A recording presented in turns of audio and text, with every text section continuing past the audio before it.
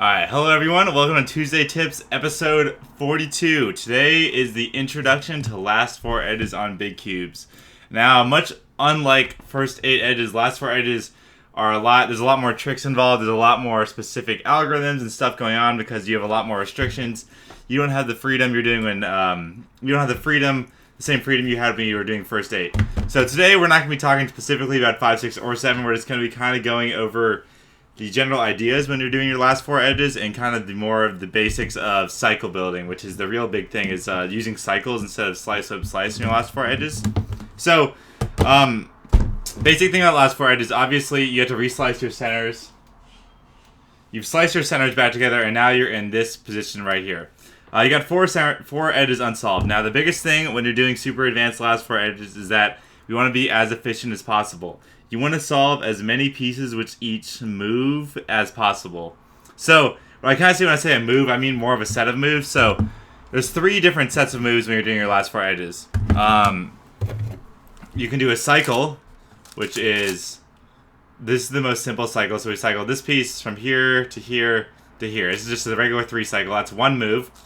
That takes, it's a quick move. There's slice, flip, slice. So we can. This is the one that everyone probably knows. Slice, flip, slice, and then there's M prime U2 M, which is pretty much a 3 cycle of centers like this. So all of these things take roughly the same time.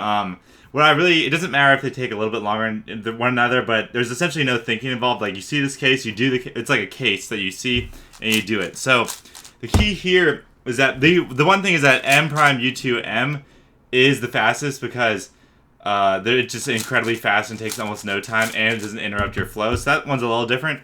But in general, when you're doing your last 4 edges, slice, flip, slice is incredibly bad. It is extremely wasteful, especially in cases, say, okay, let's look at this case right here. So we got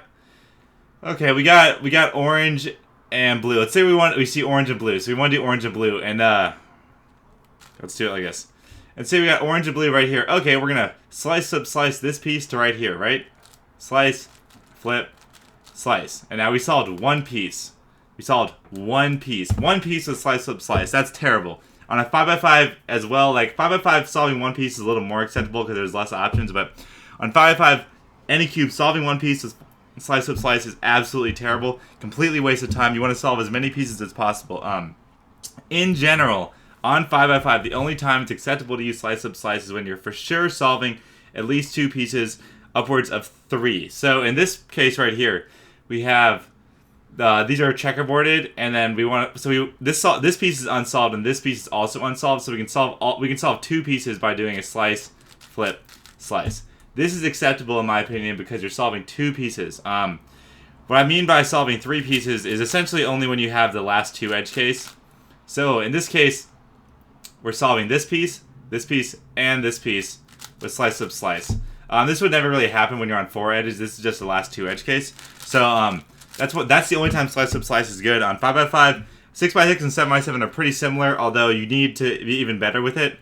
Oh, thanks for the cheer. I forgot to actually not have alerts on during Tuesday Tips, so I'm going to turn them off real quick. But anyways, so yeah, that's kind of the real reason why slice, flip, slice is bad. Especially when you're a beginner, a lot of times that people get used to doing slice, flip, slice to solve one piece, maybe 2 at times. They never really realize how good the other options are. So the second option, which is really common and really quick, is M prime U2 M. So let's take a look at, say we have our last 4 edge case and we have orange and yellow right here. So boom, boom. This is the M prime U2 M case right here that's super fast. If you see this ever, I recommend just go ahead and do it, especially on 5x5 because it takes maybe like 1 second. If your pieces are already on the M layer, there's no setup, your hands don't move, there's no rotation, it's just quick and easy and you're done. Like solving, even though it's technically only solving this one piece, you're solving this one piece with no interruptions to your flow. It takes about maybe a second max. That's worth it to solve the entire edge essentially. I wouldn't recommend doing this unless you pretty much have this exact case here. If you have, say for instance, you have the same case where you have the 2 outer wings and then the middle. This, you could do M prime U, flip, solve like that.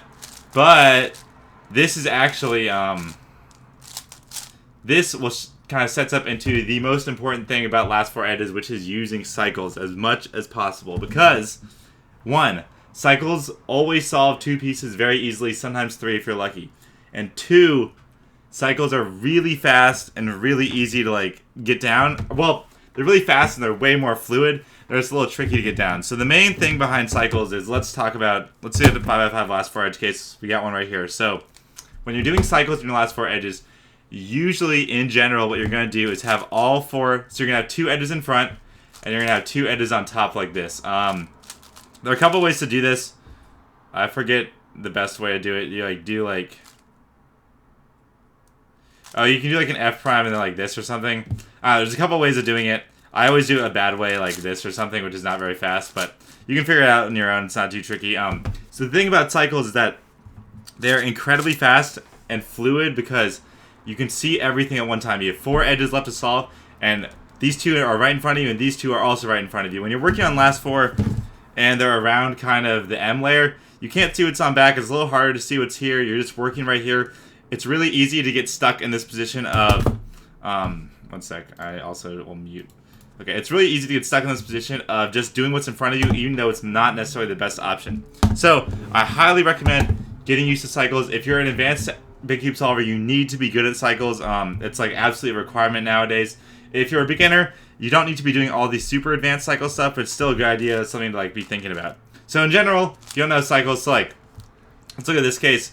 We got green and red, so we're gonna match these up, and then so we already solved 1 piece, and then we can look around and see, okay, what's the next easiest piece? So we're gonna match these 2 up on the slice back.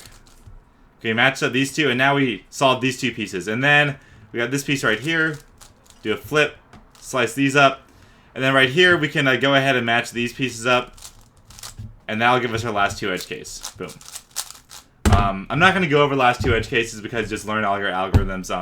I'll go over them a little more in depth on 6 and 7 just because there's a little more extensions. For 5x5, I'll mention them more specifically in the individual weeks videos because next week will be 5x5 and the next 2 weeks will be 6x6 and 7x7 last 2 edge cases. So pretty much cycles are key. That's like the most important thing. The last 4 edges, they always solve at least 2 pieces on 5x5. On bigger cubes, they can on 6 and 7 they can solve more than 2 pieces. They can get even trickier at times. The other one thing I will say about advanced cycles, without getting too specifics, is that there is one more thing that's really tricky you can do. It's a double cycle. So say you're on last 4 edges, right? And you have something like this. So you have these. Ignore the fact that this is a better case. Let's just pretend for the time being red and green is the best option. So we have red and green. We got red and green. We got red and green here. So this is the last 4 edge case only. This is essentially a double cycle because we have this unsolved edge and then these 3 unsolved edges. We can slice, solve both of these, insert, and slice back. This only works if you have 4 unsolved edges, and you obviously can't do it with 3 because you need 4 pieces in the double cycle essentially. But this is a pretty advanced method that I've seen Felix use, and I don't really use it myself, but I think it's definitely a good thing that you should be picking up in your solves. So yeah, cycles, most important. Slice up slice only ever used in very specific cases, which we'll also go over more.